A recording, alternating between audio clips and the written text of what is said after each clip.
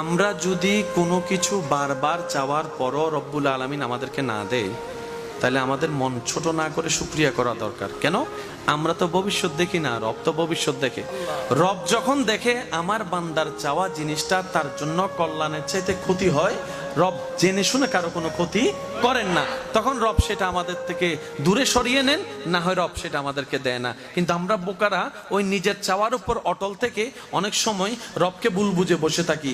এত নামাজ পড়ে চাই, তুমি দিচ্ছ না কেন? রব বলে যে আমি তো জানি তোর জন্য ভালো কতটুক, কি পরিমাণ ভালো, কি ভালো।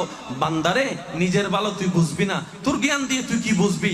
এক নাম্বার কিনতে যাইয়া বাজার থেকে অনেক সময় 2 নম্বর জিনিসও তুই কিনে ফেলস, বারবার প্রতারণার শিকার হস। নিজের দুনিয়াতে চলার জন্য, দুঃখ শেয়ার করার জন্য কত জনকে বাছাই করে বন্ধু বানাইছস, 3 মাস পরে দেখা যায় স্বার্থ ত্যাগত লাগে, সেই বন্ধুগুলাও 2 নাম্বারই করে, বাটপারি করে, বেঈমানি করে।